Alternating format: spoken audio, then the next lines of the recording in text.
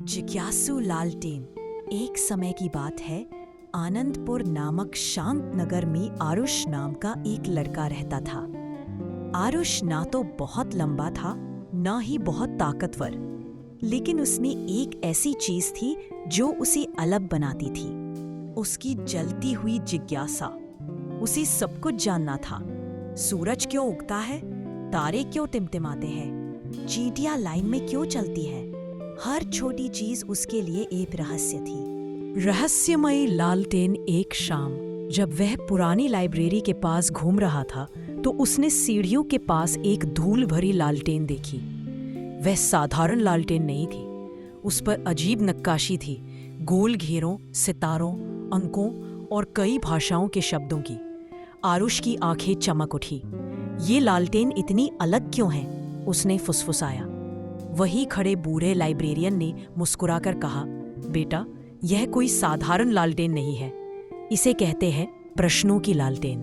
कहते हैं जब कोई सच्ची जिज्ञासा से सवाल करता है तो यह चमक उठती है। आरुष का दिल और तेजी से धड़कने लगा। उसने लालटेन उठाई और धीरे से पूछा, तारे टिमटिमाते क्यों हैं? अचानक लालटेन हल्की रोशनी से चमकी और एक गर्माहट भरी आवाज आई।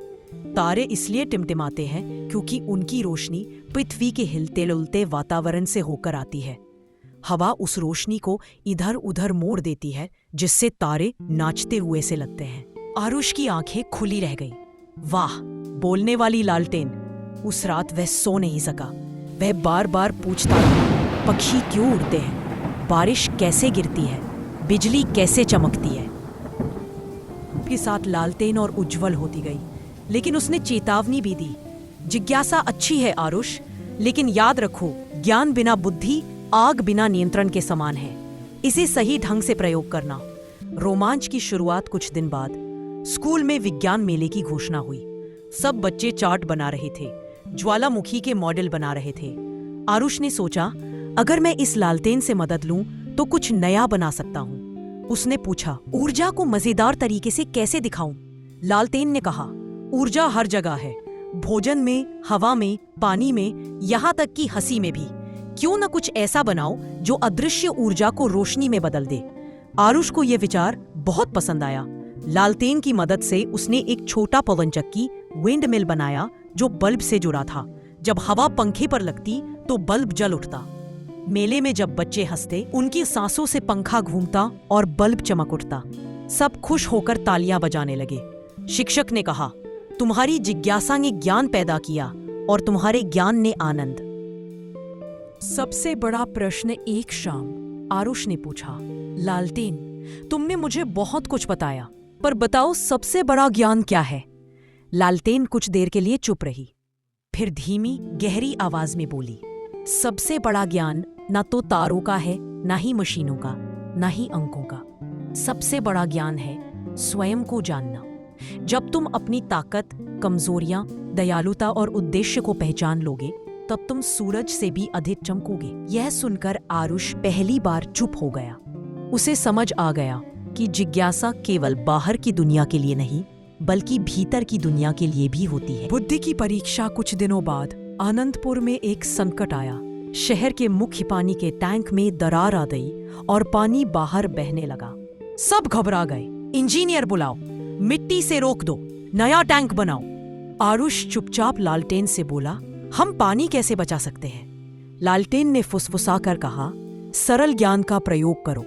पानी बह रहा है, उसे रोकने की जगह मोड़ दो। अगर तुम इसे पास की गड्ढे में ले जाओ तो ये संग्रह हो जाएगा और बाद में पौधों व जानवरों के काम आएगा।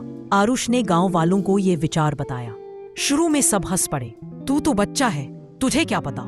लेकिन आरुष ने हार नहीं मानी। उसने अपने दोस्तों के साथ बांस की पाइप लगाई और पानी को पास के गड्ढे में मोड़ दिया। धीरे धीरे गड्ढा भर गया और एक छोटा तालाब बन गया। पक्षी आए, भैंसें पानी पीने लगी और गांव वालों की आंखें खुल गईं। गांव के मुखिया ने कहा, इस बच्चे ने हमें बचा लिया। इसने जिज्ञासा को बुद्धि से जोड़ा है, हमें इससे सीखना चाहिए। उस रात जब आरुष ने लालटेन को बिस्तर के पास रखा तो वह पहले से ज्यादा चमकी। लालटेन ने कहा, अब मेरी यात्रा यही समाप्त होती है आरुष, अब तुम्हें मेरी जरूरत नहीं। याद रखो, जिज्ञासा बीज है, ज्ञान पौधा है और बुद्धि फल है। इन तीनों का संतुलन ही असली जीवन है। लालटेन धीरे धीरे बुझ गई, लेकिन आरुष दुखी नहीं हुआ, क्योंकि अब असली लालटेन उसके दिल के भीतर जल चुकी थी। कहानी की शिक्षा: जिज्ञासा हमें प्रश्न पूछना सिखाती है, ज्ञान हमें उत्तर देता है, लेकिन केवल बुद्धि ही सिखाती है कि उनका सही उपयोग कैसे किया जाए। जब हम तीनों को संतुलित करते हैं तो जीवन सिर्फ सफल नहीं बल्कि जादुई बन जाता है।